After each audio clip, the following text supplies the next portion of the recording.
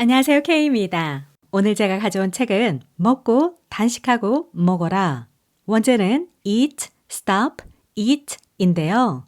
역사상 가장 많은 다이어트법과 건강법을 보유하고도 왜 현대인은 건강하지 못할까요? 비만, 질환, 질병 등 이런 것들은 계속해서 늘어나고 더 다양해지고 있거든요.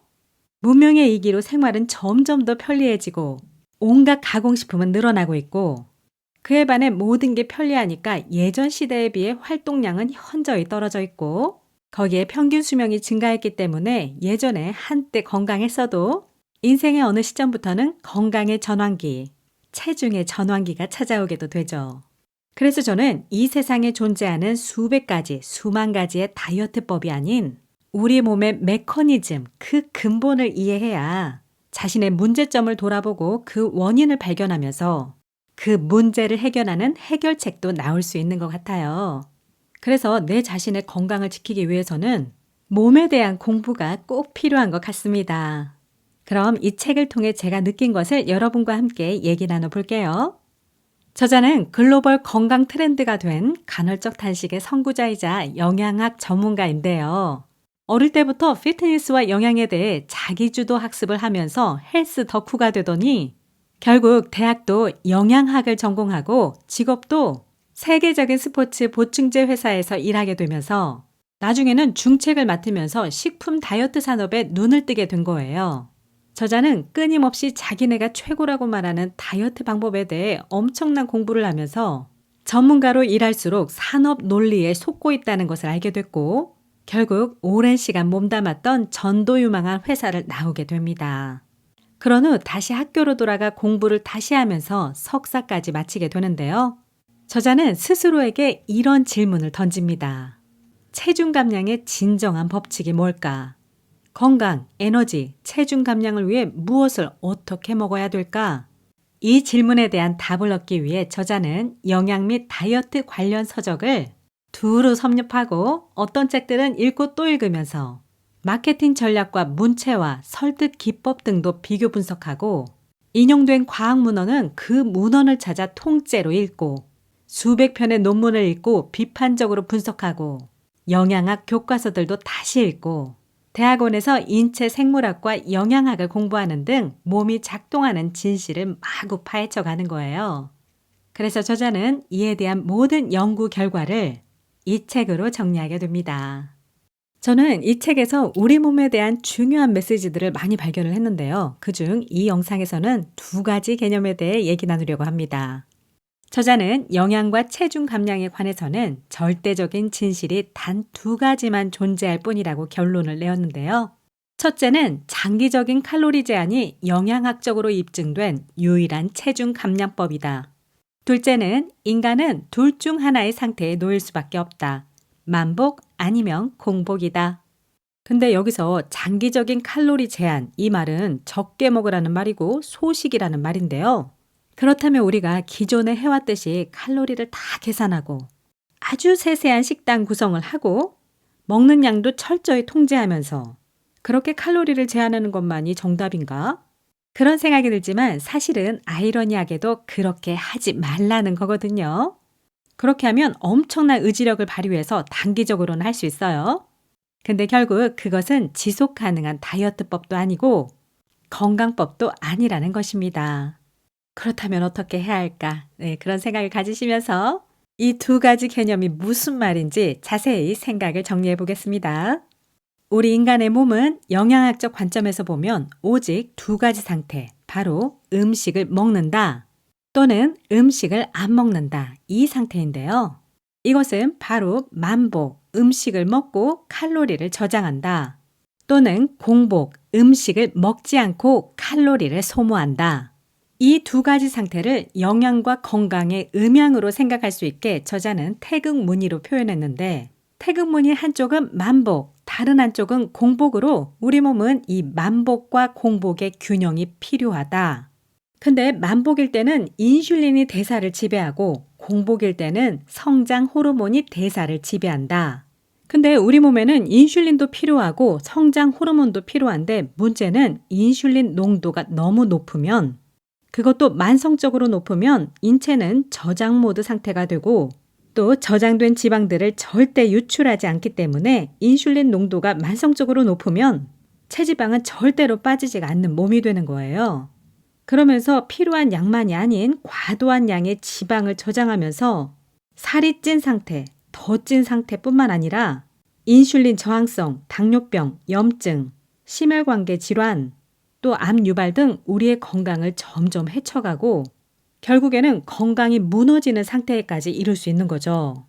반면에 공복 시에는 성장 호르몬이 대사를 지배하면서 지방 저장이 아닌 지방 분해, 지방 연소 모드로 스위치가 바뀌면서 그러면서 몸 안에 불필요한 체지방을 줄여가고 콜레스테롤 생산도 낮추고 남은 체액의 배출도 하면서 또 우리가 잘 알고 있는 자가 포식, 바로 자가 소화작용의 스위치도 켜져서 세포를 청소, 보수, 교체, 재생하는 그런 시스템이 작동되는 거예요. 그래서 인슐린도 필요하고 성장 호르몬도 필요한데 그것이 어느 한쪽이 너무 과도해지면 몸에서는 균형이 깨져서 문제가 발생한다는 거고 결국 만복과 공복의 균형, 그것을 이루는 노력을 해야 우리 몸이 건강도 되찾을 수 있고 더 활력과 에너지도 높아지면서 결국에는 수명 연장에까지 엄청난 결과에까지 이르게 하는 것입니다. 원래 인간의 몸은 먹을 것을 구할 수 있을 때 먹고 먹을 것이 없을 때는 지방으로 저장해둔 칼로리를 사용하도록 설계되어 있는데 현대사회는 어떻죠? 음식을 너무 많이, 너무 자주, 거기에 인슐린을 치솟게 하는 너무도 다양한 가공식품, 정제 탄수화물, 액상과당 등 정말 과도한 당분과 당질 상태에 빠질 수 있는 환경에 있죠. 그래서 자신이 의도적으로 이런 것을 제한하지 않으면 먹을 것을 언제든 구할 수 있고 또 비대면으로도 구할 수 있고 낮이든 밤이든 언제든지 구할 수 있고 먹었어도 또 먹을 수 있는 환경에 있기 때문에 이런 것들을 알게도 모르게도 먹다 보면 고인슐린 상태가 자주 혹은 만성적으로 지속될 수 있고 그러면 우리 몸에 꼭 필요한 만복과 공복의 균형이 깨지게 되고 그러면서 인슐린과 성장 호르몬의 균형도 깨지게 되는 것입니다. 또 인간은 원래 생리적인 진짜 배고픔으로 음식을 섭취했는데 이에 못지않게 심리적인 신호, 바로 감정적인 신호에 의한 가짜 배고픔으로도 음식을 섭취하게 되었지요. 근데 문제는 진짜 배고픔보다 가짜 배고픔이 훨씬 더 강력한 신호가 되는 그런 사회가 되어가고 있거든요. 심리적인 신호는 예를 들어 광고, 마케팅과 같은 눈 돌리면 노출되어 있는 다양한 사회적 자극, 또 냄새를 맡거나 누가 먹는 것을 보거나 언제든 먹을 수 있게 집안에 구비되어 있거나 하는 환경적 자극, 그 외에도 명절, 스포츠, 축하, 기쁨, 즐거움, 좌절, 무료함 등과 결합된 감정적 자극 등 생각해보면 정말 많은 감정적인 가짜 배고픔이 음식을 선택하고 섭취하게 하거든요. 그러면서 음식의 양도 늘고 빈도도 늘게 되는 거죠. 결국 인간의 식욕에는 생물학적 반응과 학습된 반응이 결합되어 있는 것이고 그래서 이 식욕은 진짜와 가짜로 혼동되어 있기 때문에 진짜와 가짜를 인지하고 구분하고 교정해가는 것에서부터 건강한 식습관이 시작될 수 있는 것 같습니다. 그런데 이 진짜 식욕에는 우리 몸이 필요로 하는 에너지를 섭취하고자 하는 것과 그 외에도 뇌를 만족시키는 먹는 즐거움, 이것까지도 포함되어야 하거든요. 그런데 그 진짜 식욕이 채워지지 않으면 또는 그 진짜 식욕이 채워졌어도 그 이상을 추구하는 쾌락 식욕에 대한 욕구가 증가하게 되고 그 식욕에 대한 학습이 증가하고 강화되면서 탐닉, 의존성, 폭식증, 거식증 등과 같은 섭식 장애도 생길 수 있고요. 나아가 가짜 식욕, 바로 쾌락 식욕에 의한 비만이 증가하게 되는 것이고요. 그렇다면 무엇이 인슐린을 많이 올릴까? 이 부분은 K독서대학의 지난 시즌을 통해 다양한 관점에서 공부를 많이 했었는데요.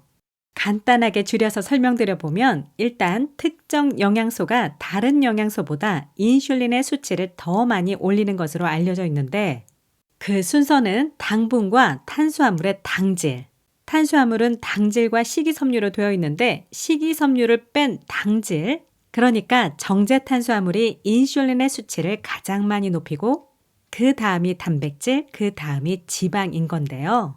이것은 실제로 우리가 적당한 양의 건강한 식사를 하다가도 면류, 빵류, 과자류, 달달 음료류, 아이스크림류 등을 먹고 그날 저녁이나 다음날 체중을 재보면 그 전날에 이거 외에는 그다지 과식을 하지 않았는데도 체중이 오르는 것을 발견할 수 있거든요.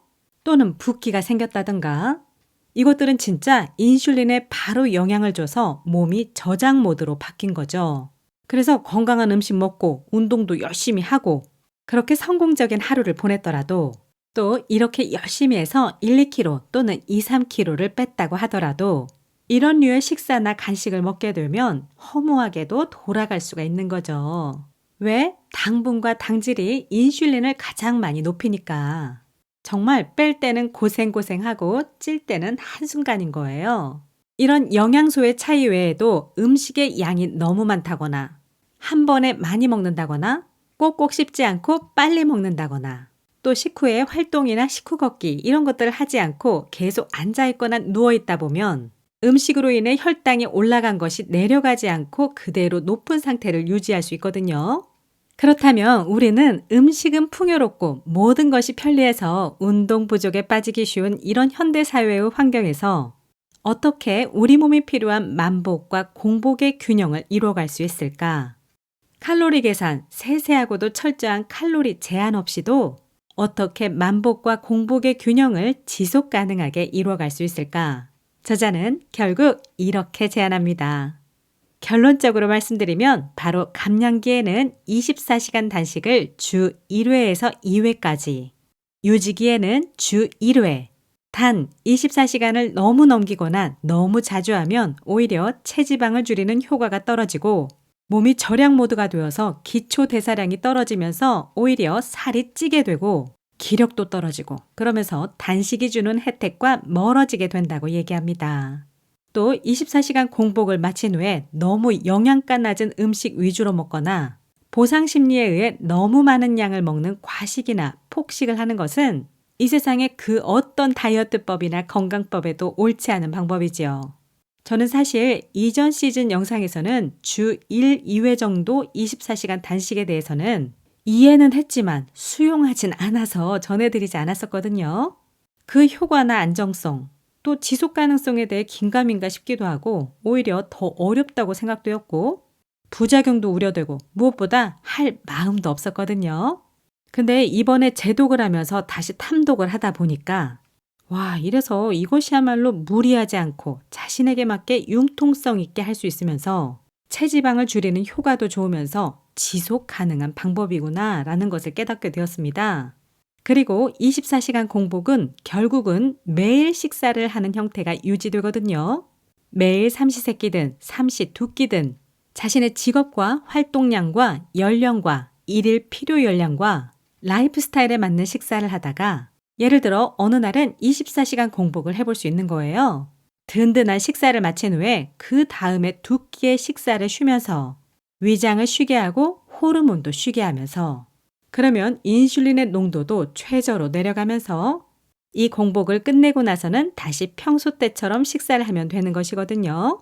그러면 이 말은 주 5일에서 6일은 평소대로 식사하고 주 1회 또는 최대 2회 정도까지만 24시간 공복을 하는 것이고 그것은 결국 주 1일에서 2일 정도를 1일 1식을 하는 셈이 되거든요.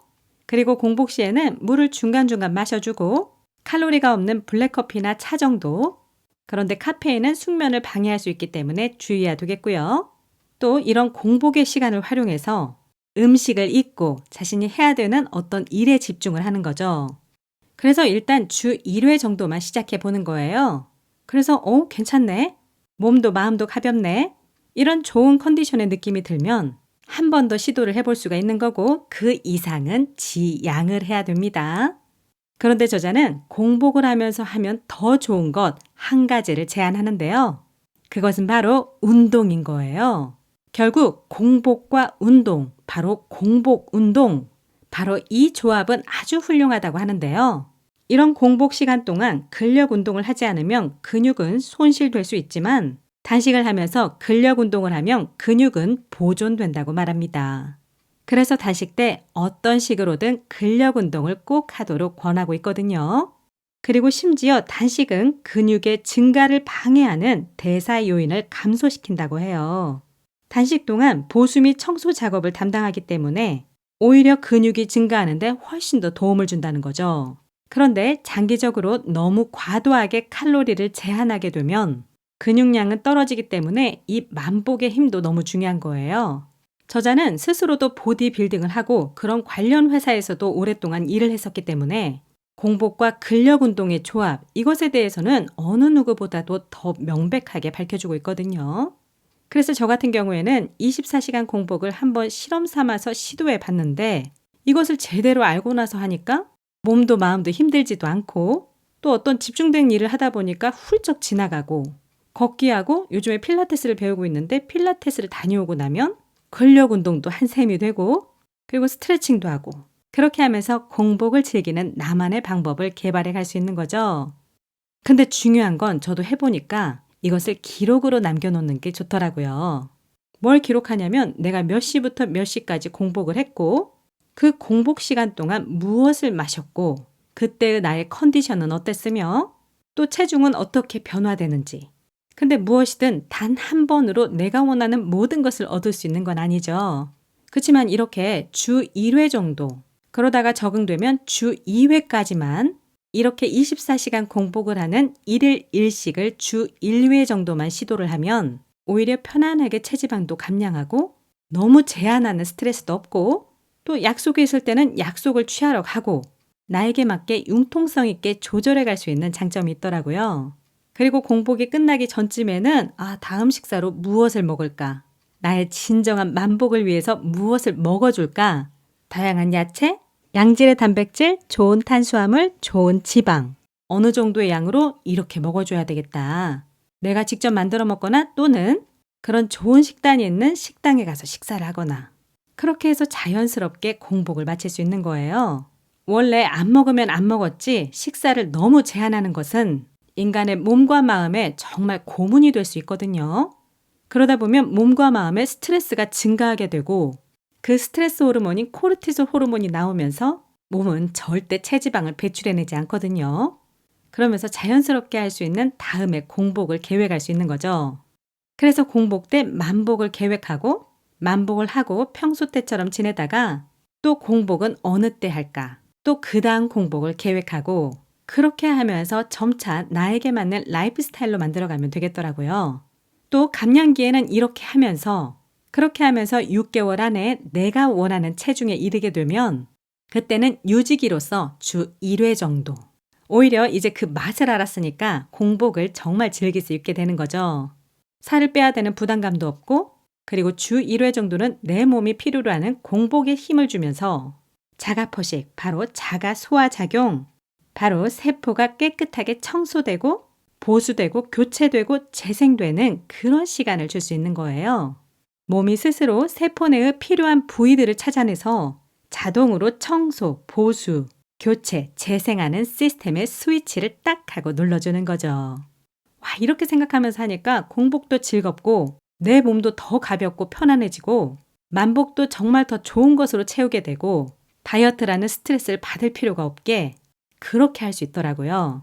그렇게 다이어트도 하고 유지어트도 하고 건강관리도 할 수 있겠더라고요. 다만 여기에서 성장기, 임산부, 수유부, 노령자, 기저질환자는 이것을 하시면 안 됩니다. 기저질환 있으신 분들은 의사에게 물어보시기 바랍니다. 이렇게 24시간 공복을 통해서 인슐린 수치를 감소시킬 수 있고 인슐린 민감도는 증가시키면서 체지방을 저장하는 모드에서 체지방을 비로소 분해하고 연소시킬 수 있는 모드로 전환되게 되는 것이고요. 그렇게 하면서 처음에는 체지방이 바로 줄어든 것은 아니지만 인슐린 수치가 점차 감소되면서 체지방은 결국 조금씩 줄어들 수 있게 되는 거죠. 그래서 이렇게 간헐적인 단기 단식, 바로 주 1, 2회까지의 24시간 공복, 다시 말해 24시간 공복 이후에 1일 1식을 하는 것을 주 2회까지만 실시할 때 저자가 말하는 단식의 수많은 혜택을 충분히 볼 수가 있다고 다각적으로 근거를 들어주고 있거든요. 그래서 이렇게 간헐적인 단기 단식은 거기에 공복 운동, 이것을 자신에게 맞게 적절하게 결합한 라이프 스타일은 가장 간단하고 효과적인 체중 감량법이 되고 체지방 감량법이 되고 염증 감소법이 되고 질환이나 질병을 예방할 수 있고 건강도 더욱 증진할 수 있는 그런 방법이 될 수 있다는 것. 그것을 잘 기억하시기 바랍니다. 그리고 여기에서 근력 운동은 주 3회 정도, 그리고 근육 성장을 위해서는 적절한 칼로리, 적절한 단백질, 적절한 자극이 필요한데요. 자세한 것은 이 책이나 다른 근력 운동에 대한 책을 참고하시고요. 우리가 예전에 알고 있었듯이 뭔가를 과도하게 제한하는 그런 다이어트법이 아니라 이것은 맛있는 음식을 먹으면서 바로 만복을 즐기면서 단식이 건강해주는 혜택을 받을 수 있는 건강한 라이프 스타일이라고 저자는 제안하고요. 우리는 우리의 몸과 뇌와 마음이 즐거울 수 있는 또 체지방을 서서히 감량해 가면서 내 몸에 그 새로운 체중을 기억시키기 위해 유지기를 가져야 하고요. 그리고 이것은 너무 자주, 너무 오래, 너무 무리해서 하면 오히려 그 의미가 무의미해진다는 거고 복잡한 칼로리 계산 없이도 결국에는 총 칼로리를 10에서 20% 정도 낮출 수 있는 그러면서 음식에 대한 스트레스, 억압 이런 것에서 벗어나 맛있는 음식을 즐기면서 공복에 힘을 내 몸에 주면서 인슐린의 농도도 낮추고 성장 호르몬 분비는 높이고 자가 포식, 바로 자가 소화작용 스위치도 딱 켜고 그러면서 위장도 쉬게 하고 호르몬도 쉬게 하면서 우리 몸의 만복과 공복의 균형 그리고 호르몬의 균형을 이루면서 건강을 증진시켜 갈 수 있는 그런 건강한 라이프 스타일이 될 수 있고요. 그리고 마지막으로 저자는 이렇게 당부했는데요. 음식을 즐기되 적게 먹자. 채소와 과일을 많이 먹고 양념보다 허브와 향신료를 많이 활용하자. 또 과식이나 폭식이 아닌 또 영양가가 없는 쾌락 음식만을 추구하는 게 아닌 스스로에게 책임감 있는 식사를 하자. 그래서 우리 몸은 만복과 공복의 균형이 필요하다. 우리 몸은 인슐린과 성장 호르몬의 균형이 필요하다. 주 1회에서 2회 정도까지 24시간 공복에 힘을 주어보자. 이것을 전해드리면서 여러분의 건강한 라이프스타일, 즐거운 라이프스타일, 성장하는 라이프스타일을 응원드립니다. 지금까지 K였습니다. 구독과 좋아요, 알림 버튼 감사합니다. 다음 영상에서 또 만나요. 제발 안녕.